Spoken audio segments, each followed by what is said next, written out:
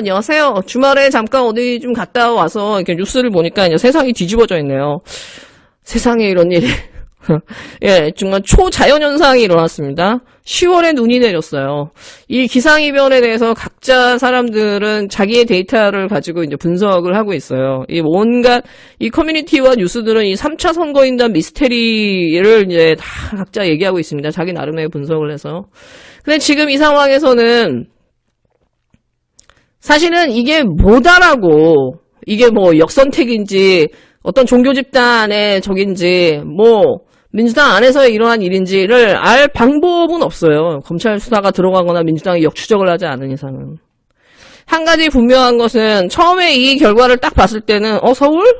그럼 민주당에 있는 모든 의원들이 거의 서울을 장악하고 있으니까 여기서 일어난 일인가? 아닌 거야. 왜? 3차 선거인단은 서울하고 상관이 없는 거잖아요, 사실은. 서울의 권리당원과 이 대의원들은 거의 다른 지역과 큰 차이 없이 결과가 나왔거든요. 유독 튄 게 3차 선거인단이고 그 숫자는 되게 10만에서 11만 정도로 추정하고 있는 거죠. 그러니까 결선을 뒤집지 못한다 하더라도 결선 근처에 가서 지금 이 이낙연과 이낙연의 이 쪼무레기들이 결선을 투표를 하자고 주장할 수 있는 경선 결과를 불목할 수 있는 그 빌미를 줄 수 있다라는 줄 수 있는 숫자의 만큼이 딱 들어와 버린 거죠. 한 가지 분명한 거는 여론조사나 대의원이나 선거인 대의원 권리당원 그 모든 것들을 다 초월하는 완전히 튀는 숫자가 나온 거거든요. 여러분 주식도 마찬가지지만 흐름과 완전히 튀는 그거는요, 이 세력이 개입한 거거든요. 그러면 그 인위적인 개입된 그 숫자는 어디서 왔는가? 그 정도의 숫자를 아무 소리 소문 없이 들어갈 수 있는 거는 제가 볼 때 민주당 내보다는 외부 세력이 큰 거, 외부 세력일 가능성이 되게 크죠. 그리고 그 종교 집단의 가능성이 굉장히 크죠. 왜냐면 지금까지 선거에서 대한민국의 이 기독교나 신천지나 이런 데가 엄청나게 개입됐지만 그 비밀이 밝혀진 적이 없잖아요. 너무나 점조직으로 운영이 되기 때문에. 그리고 그 정도의 대규모의 인원들을 움직일 수 있는 조직들은 대한민국의 대형 교회나 거의 사이비 종교밖에 없죠. 그건 대충 예측을 할 수 있는 부분인 거죠. 보수단체나 자유총명이나 국정원이나 이런 숫자를 동원할 수는 없는 거잖아요. 그건 너무 대충의 추정은 가능한 거죠. 그럼 또 한 가지 남는 의문은 뭐냐면은 그러면은 이 사람들의 이 숫자가 들어와서 결국 민주당 이낙연이 이 경선을 불복할 수 있고 이 깽판을 칠 수 있는 결선 투표를 가자고 할 수 있는 어떤 정확한 빌미를 줬다라는 거예요. 그러니까 민주당의 경선을 왜곡해버리고 앞으로도 민주당의 경선을 엉망진창으로 대선 이 과정을 엉망진창으로 만들 수 있는 여지를 충분히 줬다라는 거죠. 이유를 준 거예요. 그러니까 이낙연이 깽판을 칠 수 있는 이유를 준 거거든요. 대한민국 정치에서 우연이란 일어나지 않아요. 우연은 없어요, 대한민국 정치는. 그러면은 이낙연한테 어느 누군가가 갑자기 복이 떨어집니까? 이낙연한테 갑자기 딱 꿀떡이 떨어집니까? 아니거든요. 서로 합의하에 저는 이루어졌다라고 봐요.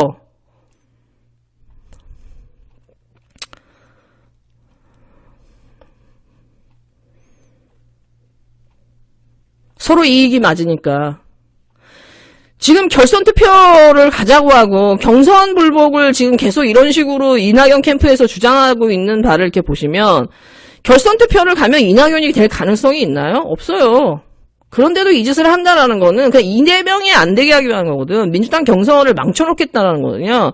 민주당에 더 이상 그 개혁적인 대중성을 갖추고 있는 인물이 대통령을 대고 이 당을 장악하는 이 상황을 얘네들은 받아들일 수가 없는 거야. 왜? 얘네들한테 이게 죽음이니까. 그리고 얘네들의 이익은 늘 기득권의 보호 아래, 조중동의 보호 아래 얘네들이 20년, 30년 동안 정치를 해온 거거든요. 조중동이 민주당의 당권파 건드리는 거 보셨습니까? 조중동이 여성계 건드리는 거 보셨나요? 이 사람들은 조용히 있으면서 자기의 이익을 챙기고 지역구 관리하면서 조직 관리하면서 자기 힘을 이어온 사람들이에요. 그리고 민주당에서 튀는 사람 있으면 다 쳐내고 갖다 바치고 이러면서 생명을 유지한 인간들이란 말이에요. 그러면은 이 인간들이 한테 누군가는 선물을 준 거죠. 그걸로 계속해서 민주당 발목 잡으라고, 이재명 발목 잡으라고. 네가 깽판을 쳐도 사람들은 다 이해해 줄 거고 언론은 다 써줄 거야. 그리고 이거에 대해서 이것이 대장동 이슈고 화천대유 이슈 때문에 이재명이 지금 위기에 처한 거야. 턱걸이했어. 이 모든 이유들을 다 만들어 줄 테니까 네 알아서 깽판 치도록 한 거예요. 그러니까 지금 서론이 오늘도 뭐 이재명은 구속될 것이고 제보자가 3명이 있고 이재명으로 가면은 대선이 망한다라는 식으로 계속해서 언론 플레이를 할 수 있는 겁니다. 왜냐? 이낙연도 그렇고 서론이나 지금 이재명 이 캠프에 있는 인간들은 조직표가 탄탄한 인간들이에요. 민주당을 나가도 그 조직만 그 지역을 장악했기 때문에 본인들이 당선되는데 아무 문제가 없거든요. 민주당이랑 상관이 없어. 조직표를 갖고 있기 때문에. 그러니까 예를 들어서 민주당에서 공천만 받으면 얘네는 다 되는 애들이에요. 그러니까 아무 걱정이 없는 거야. 그냥 막 나가는 거예요. 누가 그랬죠? 2등한테 대우를 원한다면은 2등에 걸맞는 예우를 해주라고.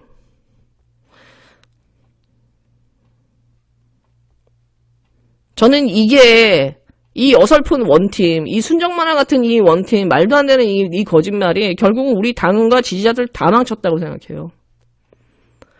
이낙연은 사면론이 나왔을 때 이미 그때 쳐냈어야 되는 거거든.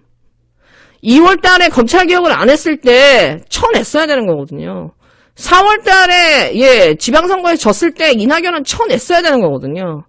근데 계속해서 이낙연을 띄워주고 여론으로 이 양강구도 만들어주고 이낙연, 이재명 해서 계속해서 이낙연의 힘을 키워주고 이낙연 똘마니들의 힘을 키워주다가 결국 다시 이들에 의해서 민주당이 발목 잡히고 이재명의 발목 잡히는 이런 상황이 돼버린 거예요. 지금 이 10만 명의 이 숫자에 대해서 그러면은 이재명이 화천대유나 대장동이 지금 저기 위기야, 신경 써야 될 상황이야라고 지금 다들 이런 식으로 해석을 합니다. 저는 그렇게 안 봐요. 분명한 지금 일어난 이 현상은 자연 현상을 넘어간 거예요. 그러면 그 넘어간 현상을 가지고 해석을 해야지. 그걸 가지고 또 맞춰가지고 이재명이 위기고 화천대유가 결국 영향을 미쳤고 대장동이 영향을 미쳤고 또 이거 가지고 또 다음에 또 여론조사 나오면 그래 그거에 영향을 미쳤기 때문에 컨벤션 효과가 하나도 없네. 이재명은 결국 질 거야. 얘네들이 만들어낸 이 프레임과 논리 그대로 또 갈 겁니다. 그리고 이런 프레임을 따라가는 또 우리 진영의 스피커들이나 이런 사람들이 또 있을 거예요. 그리고 이낙연 얘기도 들어볼 필요도 있고, 막 이런 얘기들이 계속 온정론 이렇게 하면서 원팀 어쩌고저쩌고 하면서 계속해서 우리 스스로 우리의 발목을 잡고 망치는 이런 일들을 할 거예요. 제가 계속 대한민국에서 사라져야 될 정치 세력이 국진당이지만 제가 여러 차례 주장했듯이 국진당보다 더 나쁜 조직이 이 후단협 난닝구들이에요. 꽁파리들. 이들이야말로 진짜 역사에서 사라져야 될 세력이거든. 이들과 원팀을 했을 때 늘 민주당은 개혁할 수도 없었고 늘 갈라졌고 우리 진영의 수많은 그 훌륭한 사람들이 희생당하는 상황까지 왔단 말이에요. 그리고 우리는 계속 개혁적인 대통령이 실패할 수 없는 밖에 없는 원망을 두를 수밖에 없는 과정으로 나아갈 수밖에 없고 이들과 결별을 해야 되는 거거든. 근데 또 이렇게 어그로 끌고 이렇게 하면서 또 달래고 이러니까 예우해주고 이러다가 이제 우리는 대선에 가서 또 무슨 일이 일어날지 모르는 거예요. 이거 계속 민주당이 반복하고 있는 상황이거든요. 이번에는 원팀이라고 하는 거는 원칙을 가진 원팀이어야 된다. 무조건 이것도 좋고 저것도 좋고 그냥 우리는 그냥 그래 다 좋은 게 좋은 거야 하면서 나중에 뒤통수 맞는 이런 상황보다는 원칙을 가진 원팀이어야 된다. 그 원팀의 정신을 훼손한다. 이제 불복에 들어간다 하면은 송영길 당대표부터 민주당 최고위 의원들 그 다음에 이 민주당의 의원들이 나서서 이거를 진짜 강력하게 규탄해야 되고 쫓아내고 제명까지 가야 돼요. 물론 쟤네는 두려울 게 아무것이 없겠지만 지들의 조직표 믿고 지들의 이 여론을 믿고 언론을 믿고 아무것도 두려워하지 않겠지만 민주당이 강력하게 나가야 됩니다. 그리고 추미애 장관 김두관, 정세균 이 경선에 참여했던 그 후보군들이 강력하게 이낙연한테 경선에 승복하라고 메시지를 내야 돼요. 그래서 다시 민주당이 이런 역사를 반복하지 않게 해야 됩니다. 주말 동안에 유승민과 윤석열의 토론짤이 유튜브에 엄청 돌아다녔는데 여러분 한번 보면은 막 헤어나오기가 힘들 정도로 재밌어요. 이거는 대선 경선 토론이 아니라 거의 개콘이에요, 개콘. 전 유승민이 이렇게 웃긴지 몰랐어. 거의 윤석열이 정신을 못 차립니다. 거의 쥐잡혀 잡아요. 근데 유승민이 계속 지금 끄들고 가는 게 이 무속 논란이에요. 이 무속인들과의 만남. 윤석열은 이게 이제 자기한테 이제 엄청나게 해가 된 걸 알고서는 성경책을 들고 이제 그 신봉교회를 갑니다. 그리고 자기 와이프가 무슨 구약을 다 외운대. 네, 김건희 교회 다니다는 얘기는 있잖아요. 근데 여러분 이 선거 때만 되면은 이 대형 교회나 기독교인들이 기독교 단체들 그냥 목사들이 꼭 국진당의 선거에 개입이 돼요. 꼭 나타나고 누군가를 지지해주고 그 동료를 하는 짓을 계속해서 반복했어요. 국진당과 이 기독교, 대형 기독교는 뗄래야 뗄 수 없는 상황이에요. 시발단부터 댓글 공작까지 선거 때마다 기독교는 국진당의 진짜 그 숨은 원군이 됩니다. 그리고 어느 누구도 조사받지도 않고 털리지도 않아요. 대한민국에서 기독교는 사실상 분파가 다 나눠져서 어느 누가 정통인지 알 수 없을 만큼 그냥 거의 이단화 돼버렸어요. 신천지와 기독교가 구분이 안 됩니다. 이제는. 정강훈이 어느 특정 교단에 쫓겨났어요. 근데 다른 교단에 가서 다시 목사 안수를 받아서 목사를 하잖아요. 대한민국의 수많은 이 성범죄자 이 목사들이 이 교단에서 파문을 당한 다음에 다른 교단 가서 다시 목사 안수증 받고선 다시 또 멀쩡하게 다 목회합니다. 지금 대한민국의 교회는 그냥 장사예요, 장사.